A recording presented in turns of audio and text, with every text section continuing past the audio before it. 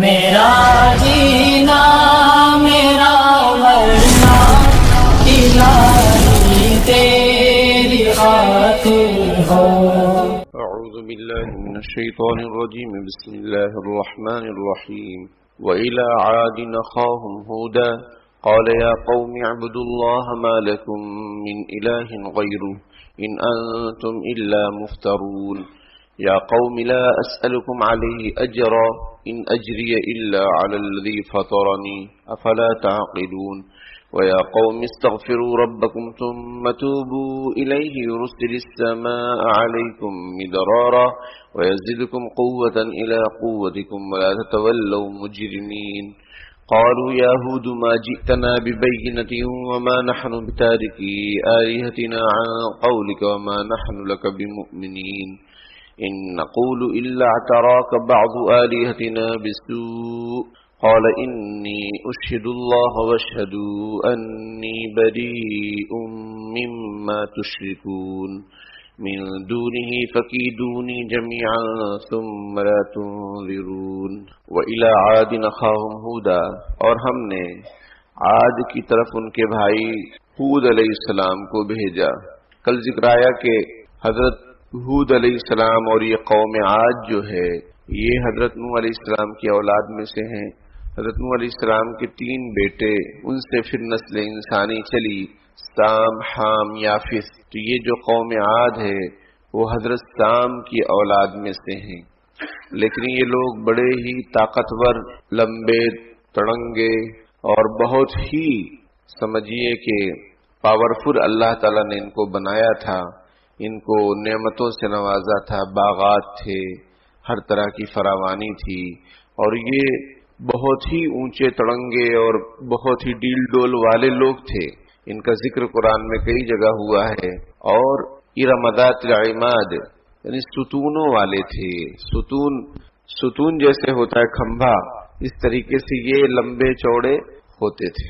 اللہ تعالیٰ نے ان کو نعمتوں سے نوازا تو ان لوگوں نے کیا کیا، بت پرستی شروع کر دی. اپنے ہاتھوں سے مورتیوں کو بناتے اور اس کو خدا ماننے لگتے. حضرت ہود علیہ السلام کو اللہ نے بھیجا ان کی جانب نبی بنا کر. انہی میں سے اللہ نے حضرت ہود علیہ السلام کو چن لیا اور نبوت سے سرفراز فرما کر ان کو یہ تعلیمات دے کر بھیجے. حضرت ہود علیہ السلام نے اپنی قوم سے کہا کہ اے میری قوم، ایک اللہ کی عبادت کرو، اس کے علاوہ تمہارا کوئی معبود نہیں ہے. یہ حضرت ہود علیہ السلام نے 3 پیغامات ان کے سامنے رکھے. پہلا پیغام توحید کا کہ اللہ کو ایک مانو، اسی کی عبادت کرو. اور یہ جو پیغام توحید ہے یہ ہر نبی نے اپنی قوم کو دیا ہے. ہر نبی نے 1900 پارہ تراویح میں آپ نے سنا ہوگا جگہ جگہ یا قوم اعبدوا اللہ ما لکم من الہ غیرہ. حضرت نوح علیہ السلام کہہ رہے ہیں، حضرت ہود علیہ السلام کہہ رہے ہیں، حضرت صالح علیہ السلام کہہ رہے ہیں، حضرت لوط علیہ السلام، حضرت شعیب علیہ السلام، سب یہی کہ یا قوم اعبدوا اللہ ما لکم من الہ غیرہ، اے میری قوم اللہ کی عبادت کرو، اس کے علاوہ کسی کی پرستش مت کرو، اس کے علاوہ تمہارا کوئی نہیں ہے معبود. ہمارے نبی نے ہم کو سکھلایا لا الہ الا اللہ، کہ خدا کے سوا کوئی معبود نہیں. محمد الرسول اللہ، محمد صلی اللہ علیہ وسلم اللہ کے رسول ہیں. تو پہلا پیغام جو قوم کو حضرت ہود علیہ السلام نے دیا وہ توحید کا تھا. پھر اس پر آگے فرمایا ان انتم الا مفترون، کہ تم لوگ بت پرستی کر کے صرف جھوٹ گڑھ رہے ہو، افترا پردازی کر رہے ہو. کیوں؟ اس لیے کہ حق یہ ہے کہ ایک اللہ کی عبادت کی جائے، لیکن تم نے اور بھی معبودان باطلہ تم نے بنا رکھے ہیں. تو یہ صرف جھوٹ، فراڈ کے سوا کچھ بھی نہیں ہے. پھر آگے حضرت ہود علیہ السلام فرماتے یا قوم لا اسألکم علیہ اجرا، اے میری قوم میں تم سے اس پر کچھ معاوضہ نہیں مانگتا. جو میں تم پر اللہ کا دین پیش کر رہا ہوں، تم کو اللہ کی باتیں بتلا رہا ہوں، اس پر میں تم سے کوئی معاوضہ نہیں مانگتا. یہ بھی ہر نبی نے کہا ہے اپنی قوم سے. سمجھ میں آئی بات؟ ہمارے نبی نے خود کہا کہ میرے ایک ہاتھ میں اگر سورج رکھ دو، ایک ہاتھ میں چاند رکھ دو، تو بھی میں اپنے اس مشن سے ہٹنے والا نہیں ہوں. ان لوگوں نے بہت پیشکش کی تھی آپ صلی اللہ علیہ وسلم سے کہ آپ کو کیا چاہیے، شادی کرنا ہے ہم شادی کرا دیتے ہیں، جس سے کہیں گے آپ کو ہم بادشاہ بنا دیتے ہیں، لیکن آپ یہ کام چھوڑ دیجئے. حضور نے فرمایا نہیں، میں یہ مشن اپنا چھوڑنے والا نہیں ہوں۔ یہاں پر حضرت ہود علیہ السلام فرما رہے کہ میری قوم میں تم سے کوئی اس پر معاوضہ نہیں مانگتا، میرا معاوضہ تو اس اللہ کے ذمے ہے جس نے مجھے پیدا کیا ہے۔ پھر کیا تم سمجھتے نہیں، تم عقل سے کیوں نہیں کام لیتے کہ ایک آدمی فری فنڈ میں اتنی محنت کیوں کر رہا ہے؟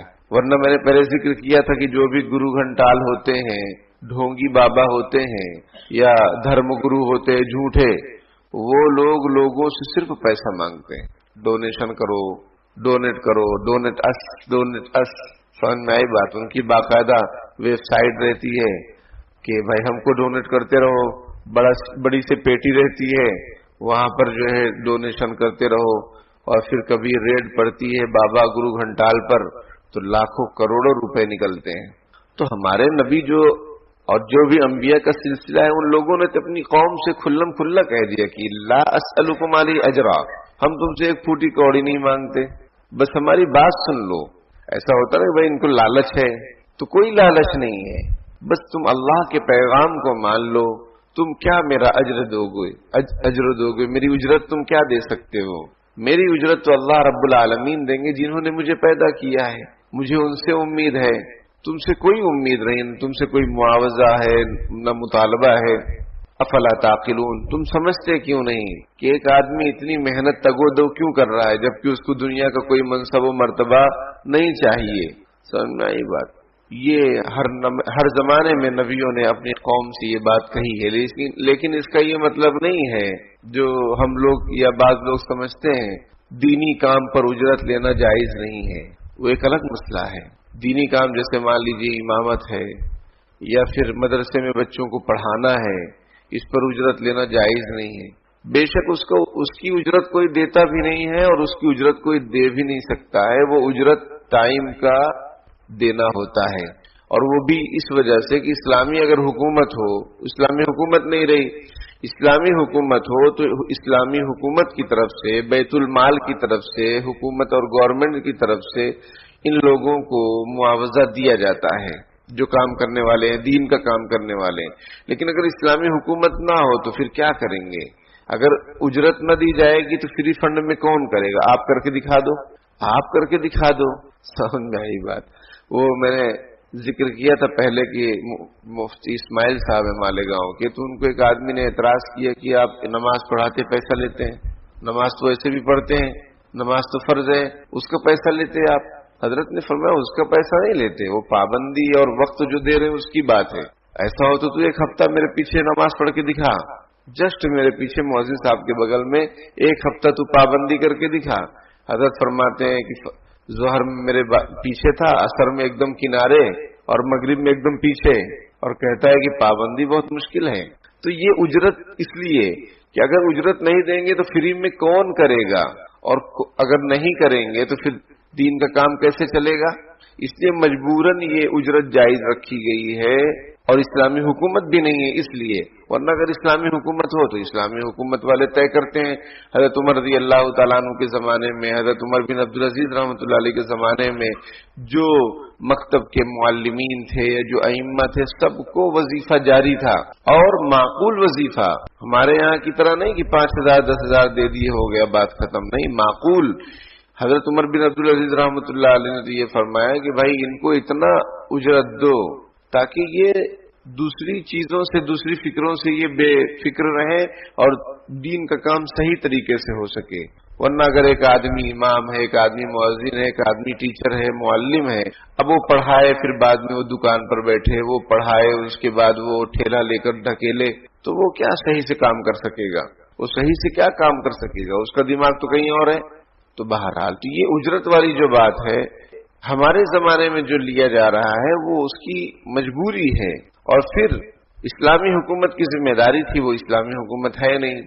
خود حضرت ابو بکر نے، حضرت عمر نے بیت المال سے وظیفہ لیا ہے، امیر المومنین بھی ہیں، تو امیر المومنین سب کی فکر کر رہے ہیں، تو اپنا کیا ہوگا؟ حضرت ابو بکر رضی اللہ تعالیٰ عنہ جب امیر المومنین بنے تو وہ کپڑا بیچتے تھے، تو کپڑے لے کر نکل گئے۔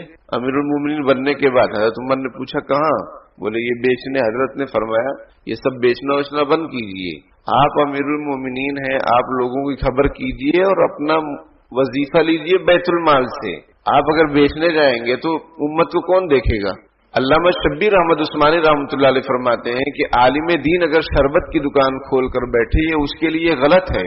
शरबत की दुकान खोलने वाले बहुत हैं, एवन है, भारत है, समझ में आई बात, बहुत हैं। ये आलिम दीन को चाहिए कि ये मकतब पढ़ाए, ये मदरसा पढ़ाए, ये दरस कुरान दे, दरस हदीस दे। ये करने वाले सब थोड़ी हैं। आलिम दीन बना तो किस लिए बना? लोगों ने चंदा देके तुझे आलिम बनाया तो किस लिए बनाया? लोगों की रहनुमाई के लिए। अब अगर ये कारोबार में लग जाएगा तो लोगों की रहनुमाई कौन करेगा? तो हजरत अबू बकर को हजरत उमर ने मना कर दिया। दूसरी बात यह है कि ये जो खिताब है ये मुशरिकीन से है, मुसलमानों से नहीं है। खुद हमारे नबी अकरम सल्लल्लाहु अलैहि वसल्लम ने मुसलमानों से, सहाबा इकराम से हदिये लिए हैं। ये नहीं कि मना कर दिया कि भाई मुझे किसी का हदिया नहीं, बल्कि हदिया की तालीम है, गिफ्ट की। तहादौ तहाबू, एक दूसरे को हदिया दो, मोहब्बत में इजाफा होगा। हदीस शरीफ है। हुजूर देते थे, सहाबा इकराम भी देते थे, हुजूर लेते थे।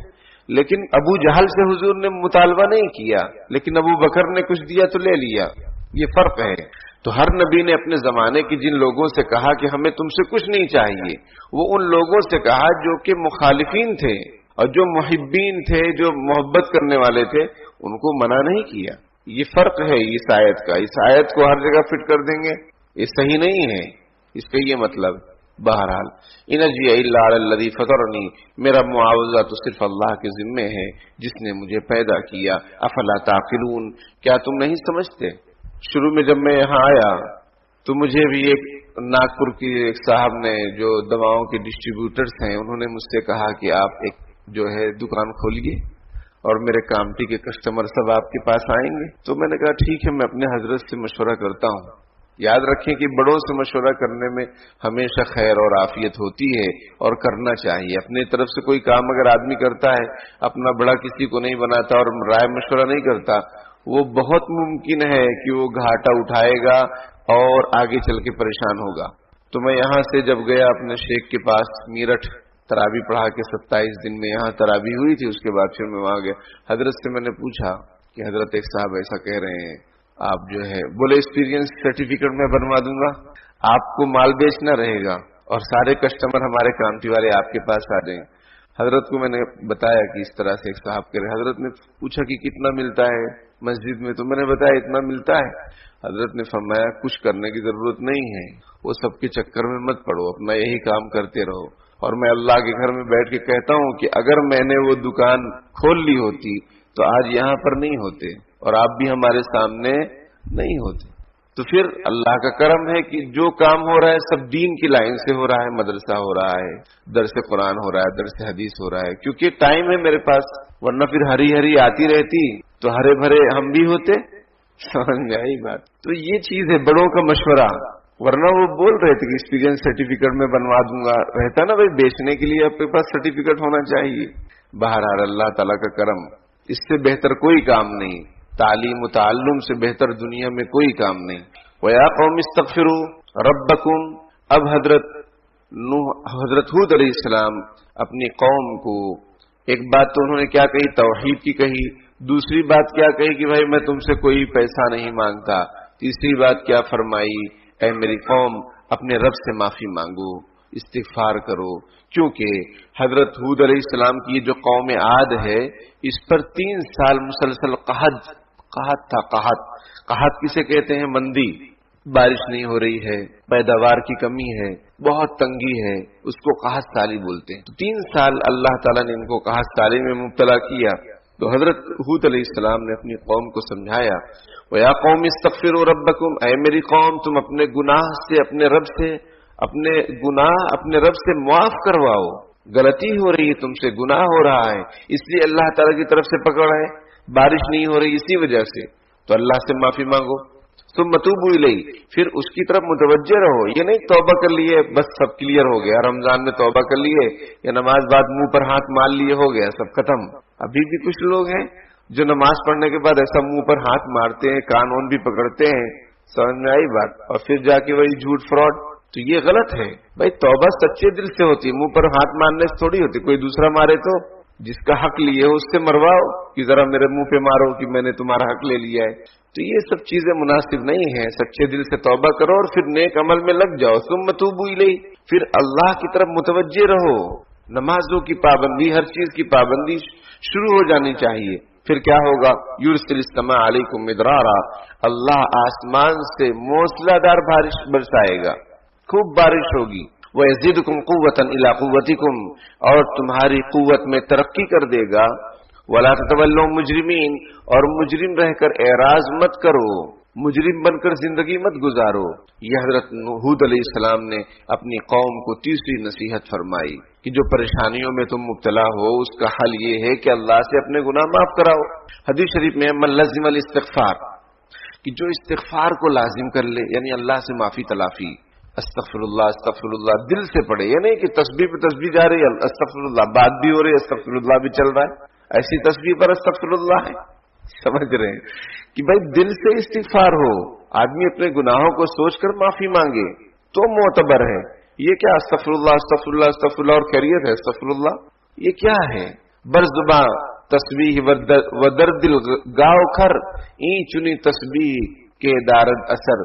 مولانا جلال الدین رومی رحمۃ اللہ علیہ فرماتے ہیں کہ زبان پر تسبیح اور دل میں گدھے اور گائے کا خیال، مال و دولت کا خیال دل میں، ٹھیک ہے، یہ ایسی تسبیح کیا اثر کرے گی؟ لیکن دوسری جگہ پر یہ بھی بات ہے، مولانا جلال الدین رومی رحمۃ اللہ علیہ نے ہی فرمایا ہے کہ اگر مان لیجئے کوئی آدمی زبان سے تسبیح پڑھ رہا ہے، اگرچہ دل میں اثر نہیں ہو رہا ہے لیکن پڑھ رہا ہے، تو اس کو چھوڑے نہیں، کیونکہ اللہ کا شکر تو ہے کہ ہمارا ایک عضو، جسم کا ایک حصہ اللہ کی یاد میں مصروف ہے. اس کی برکت سے امید ہے کہ اس کا فائدہ ہو اور ہم گناہوں سے بچ جائیں، نیکی میں لگ جائیں. یہ بھی بات ہے. تو بہرحال تو حدیث شریف میں من لزم الاستغفار، جو استغفار کو لازم کر لے، آپ صلی اللہ علیہ وسلم فرمایا جعل اللہ له من كل ضيق مخرجا، اللہ تعالیٰ اس کے لیے ہر تنگی میں راستہ بنا دیں گے. ومن كل هم فرجا، اور ہر غم سے اس کو نجات دے دیں گے. ورزقه من حيث لا يحتسب، اور ایسی جگہ سے روزی دیں گے جہاں اس کا دماغ بھی نہ جائے، جہاں اسے خیال بھی نہ ہو. یہ فائدہ ہے استغفار کا. یہ قرآن بھی کہہ رہا ہے کہ اپنے رب سے معافی مانگو اور اس کی طرف متوجہ رہو. اللہ آسمان سے بارش برسائے گا، اس سے دل کو سکون ہوگا. آسمان سے بارش برسانے کا دوسرا مطلب یہ ہے، آسمان سے بارش برسانے کا دوسرا مطلب یہ کہ تمہارے دلوں پر اللہ سکون کی بارش نازل فرمائے گا، تم اپنے دلوں میں ٹھنڈک محسوس کرو گے. اور دوسرا، پہلا مطلب کہ آسمان سے بارش ہوگی، جو پیداوار میں کمی ہے اس میں سب کمی دور ہو جائے گی. جب بارش ہوتی ہے تو پانی آتا ہے، ایسا بلاول بھٹو نے کہا تھا، سمجھ میں آئی بات؟ جب بارش ہوتی ہے تو پانی آتا ہے. تو جب بارش ہوگی اور پانی آئے گا تو ہریالی ہی ہریالی ہوگی، جو خشک سالی ہے وہ ہریالی میں بدل جائے گی. تو یہ سب کب ہوگا؟ لیکن اپنے رب سے معافی مانگو. قرآن میں دوسری جگہ ہے وَمَا كَانَ اللَّهُ لِيُعَذِّبَهُمْ وَأَنْتَ فِيهِمْ، اے نبی آپ موجود ہیں، ہم ان کو عذاب نہیں دیں گے. وَمَا كَانَ اللَّهُ مُعَذِّبَهُمْ وَهُمْ يَسْتَغْفِرُونَ، اور ہم ان کو عذاب اس وقت بھی نہیں دیں گے جب یہ استغفار کرتے رہیں گے. جب تک یہ استغفار کرتے رہیں گے ہم ان کو عذاب نہیں دیں گے. قرآن میں کتنی بڑی بات ہے. آج امت مسلمہ کی جزدبو حالی ہے اور جو پریشانی ہے، اگر استغفار کا اہتمام کریں سچے دل سے، اللہ تعالی رحمتوں کے دروازے کھولے گا اور جو پریشانیاں ہیں وہ دور کرے گا. ہر کوئی پریشان ہے، ٹینشن میں ہے یا رزق کا معاملہ ہے، تو حدیث شریف میں نبی پڑھ کے سنا ہے کہ استغفار اگر کوئی لازم کر لے، خوب پڑھے اہتمام سے، تو اس کو کیا کیا انعامات ملیں گے. یہاں پر بھی وہی بات کہ آسمان سے اللہ تعالیٰ خوب بارش برسائے گا اور تمہاری طاقت میں اضافہ کر دے گا. حالانکہ وہ لوگ بہت ڈیل ڈول والے تھے، طاقتور تھے، لیکن اللہ تعالیٰ فرما رہے کہ اور تمہیں طاقتور اللہ تعالیٰ بنا دیں گے اور صحت مند بنا دیں گے. اور مجرم رہ کر اعراض مت کرو، یعنی زندگی مت گزارو. یہ تین باتیں حضرت ہود علیہ السلام نے اپنی قومیات کے سامنے پیش فرمائی. پھر قوم نے کیا جواب دیا انشاءاللہ وہ کل آپ کے سامنے پیش کیا جائے گا. اللہ پاک عمل کی توفیق دے. آمین. وآخر دعوانا الحمدللہ رب العالمین.